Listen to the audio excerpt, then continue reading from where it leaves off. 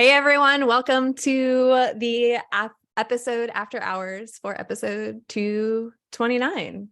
Yeah, the best and worst garden gadgets of seasons past. And you're not alone. This is your first after hours, not alone. I know. Oh my gosh. Well, actually, this will be the second one because we still have another after hours to record after this. Yeah. So there's a little behind the scenes for you guys where we do things out of order sometimes. Out of order. Yeah. So second one where Bev's not alone. But this is my first time. So if I seem like a total noob, that's why. Well, that's okay. That's all right. Yeah. It's all good. Our episode after hours are just something fun. Our podcast is us just casually talking about things. So they're not usually super structured or have like a ton of rules behind them essentially, but the after hours give us a place to be maybe just a little more we can be, what's what I'm looking for? What is the word I'm looking for? More casual. More casual. Yeah. And also it's a place to more safely express maybe some thoughts or ideas because it's a smaller audience. So we can kind of like test out some of those, ideas or thoughts that might bring out the worst in some people, but it gives us the place to like say them first and then have conversations and stuff. So that was kind of why we designed them the way that we did. So it's like our own little like personal brave space, I guess. Yeah. And it's ad free. And because you're paying us to be a patron at $5 or above, we want to give you a little something extra. So this is probably replacing Straight No Chaser, which hasn't happened in a while. But I think this will be a little more freeform. It's a continuation of the episode you were probably just listening to or have recently listened to. So I was excited about this because sometimes we're very long-winded. So one of the things we're working on is trying not to be so long-winded, but still having a venue to do that if we have extra things we want to tell you. Yeah. We'll test it out and see how it goes. Yeah.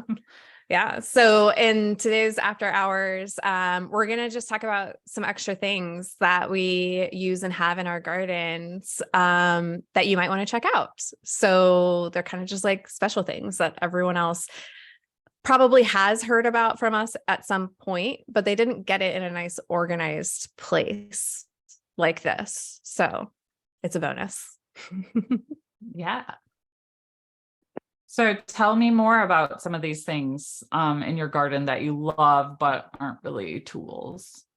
So the things that I use the most that aren't tools in my garden that I've actually turned out to like totally love are my solar garden lights. And I actually have 3 different styles of solar garden lights. One of them is a solar fairy lights that like kind of wrap around the trellises and archways in the garden. I put that up last year and it's still going strong. Like it's still working. I have one that it broke, but I have the soldering tool to like solder it back together. So I think I'm going to be able to fix the one that broke, because once the connections are broken, the whole string doesn't work. But out of, I don't know, 5 strings, to have one that broke in the wind in the winter, like that's pretty good. I'm impressed for how cheap they were. So in the like notes that are in Patreon for this episode, we'll link to these items so you can like go check them out if you want to. But those solar fairy lights, I'm just like so excited that I decided to get those on a whim last year. Yeah. So what about you? What's something else that we that you love that we didn't really get to talk about in the episode? So I did talk about cheap weed barrier. And I feel like we should probably find like a great weed barrier company to partner with someday, because we talk about our awesome weed barrier so much. Because it works really well. So it's heavier duty. It comes in really big, heavy rolls. We've, I've gotten it from Amazon, so it's really nice to be able to have it delivered, not to have to haul it around somewhere myself. But that is a game changer, big time. And I know you agree because you're where I got the idea from. But I did use some of it last year, and it is part of my goals this year to use it very intelligently around the property to lighten the load of the maintenance of things. So that's definitely, I would call it a tool. Yeah. But it's not, it's different. So I wanted to bring it up here as a reminder that you all need to look at it. And, everybody's got different budgets and different means, but if you have a garden budget, it might be a good thing to prioritize if you spend a lot of your time weeding and it's not therapeutic to you. Some people like that. I don't. It hurts my back. I talk about my hurting back a lot. The weed barrier that we use is called DeWitt Pro 5. I can't typically find it at local hardware stores. In fact, everything at every hardware store I've ever been at is the cheap, nasty garden cloth that doesn't work. I have not found good garden barrier at a hardware store. Like I'm talking like a Lowe's or a Home Depot or Menards. Right. I have bought this at a greenhouse before. Because it's the same stuff that they use on their floors. It's got the nice little lines on it, so you can make your planting or your planting holes straight, or you can lay it out straight and cut it straight when you need to. And I'm actually in the process of that's what my friend that's helping me in the garden, that's what he's doing. He's digging up all of our old paths and lying the DeWitt Pro 5 over the old weed cloth, because we figured might as well still use that old weed cloth. So now we have two barriers. But it's looking really nice to redig those up and like re-level them and then put that down. So I'm crossing my fingers that I have a whole lot less weeding, and I should. I fully expect to. Yeah. So yeah. Awesome. All right. What else do you got today? So I also have, actually spoiler alert, all of my things are lights. So the next one are, there's like these like garden path lights that I bought that actually like screw on to my raised garden beds. And those are solar. I put them like in the middle on each garden bed, like across, so that the paths are all lit up in my garden now at night. And you wouldn't think that would make that big of a difference. But it really does. Just like looking at the garden from my window, it looks like beautiful and lit up, but also like when I'm done doing chores, when it's dark out, I can go just like walk the garden, really quickly if I want to. And I don't have to worry about tripping over stuff or running into a bed, because now the paths are all lit up. So I've really enjoyed those. And it came in like a 6-pack type of thing. I bought 2 of them. I think I'm going to get a couple more so that I can put them on all the beds, because I just lit up 2 paths for now. But I definitely want to do more, because those are another light that lasted all winter long, because I did not have the energy to put them away. I stopped saying I'm lazy. Now I just say I don't have the energy to, or that's not my priority. Different language. Yes. Different language. Yeah. Yes. So what about you? We've definitely talked about these before. Definitely enjoy the green stalks. And what those are, basically they're like a tower that has like a bunch of holes in it. I think they're like, some of them have like 40 holes in them. They look like little pockets.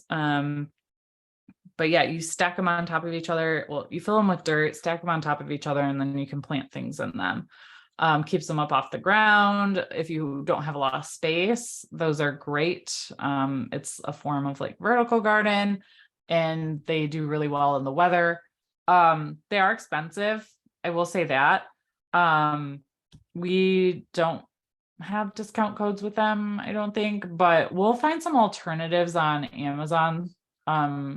that are maybe a little more budget friendly. If you are really stuck on wanting the green stalks, last year I bought a ton during the Mother's Day sale.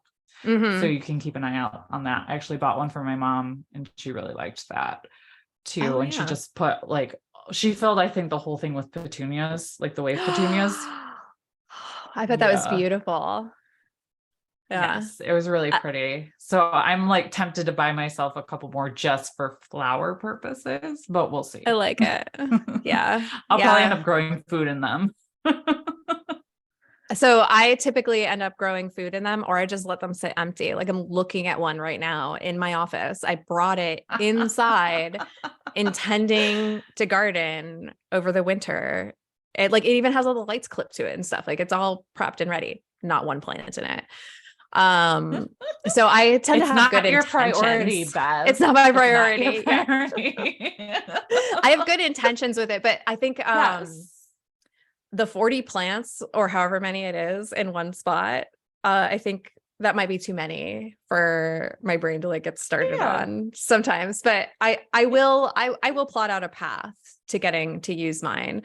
I planted strawberries in one last year. I'm hoping they survived because I don't want to have to replant those. And then the other two, I kind of planted a couple things in, but didn't really use them the way that I could have or should have. Okay. So two of mine didn't really get used last year. So maybe this year, but I do like the way they look and they're handy. Yes. Last year I planted some starts I bought of cauliflower and broccoli, and they actually did really well in there for how much I neglected them. Nice. I ended up just feeding them to the rabbits, which worked. They thought it was great to eat those. And then in my other one, I did a mix of lettuce or spinach, basically greens that were starts or from seed, and that freaking exploded and it was amazing. And then my other one had strawberries in like you. And then my last one, I put a bunch of herbs in.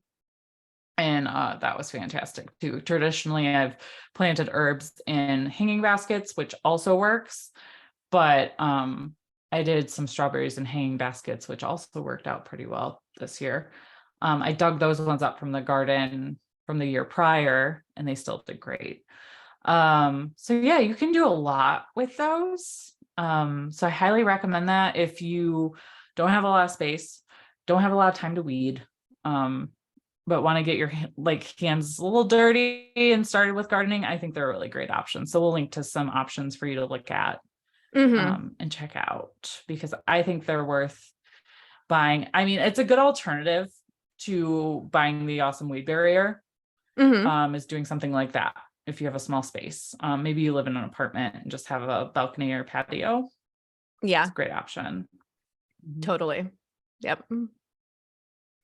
So my last thing is lights also, but they're the ones that are like stake lights that you like put in the ground. Oh yeah. Because I have some spots where I couldn't like mount the side mounted path lights. So I needed some stake lights that just like stabbed in. And so I have a set, I think I bought like 5 or 6 sets of those. All of them are still working right now. They're just laying on their sides in one of the beds. And every night there's like a glow from this bed because I've moved them all around. And I like the little pattern that they put on the ground too. So I'm a big fan. I'm a big fan of lighting the garden up. That's all my advice. This after hours is just light it up. Get lit, not the drinking kind of lit, but the solar lights. I do enjoy a good solar light. We have some too, and I've been wanting to put some in my garden as well. But right now, the only really cute thing I have in my garden is these like tiny little garden gnomes that I put in the pots, and they're basically all drunk and passed out. One's like standing up peeing, but they're probably like an inch tall, so they're like the fairy garden kind. And then I also have a little Godzilla statue with the gnomes climbing all over him. I found some garden gnomes that I asked for Christmas that are like really funny. Like there's one with Bigfoot and it's got garden gnomes like hanging on to him. some weird stuff. So I like to do weird things in my garden like that and like hide them. Yeah. Even though I'm usually the only person in there and I know where they're at. Maybe the snakes that get in there enjoy them and my humor. I don't know, but maybe I'll have to do some more light type things this year. I have a confession. Going in and seeing like your own inside jokes to yourself in your garden is actually like a really wonderful thing. Like it just like hits like right here in the right way. Yes, it does. You're not wrong. Yeah. All right. Well, that wraps up this week's After Hours for episode 229. And we'll see you in the next one. Bye.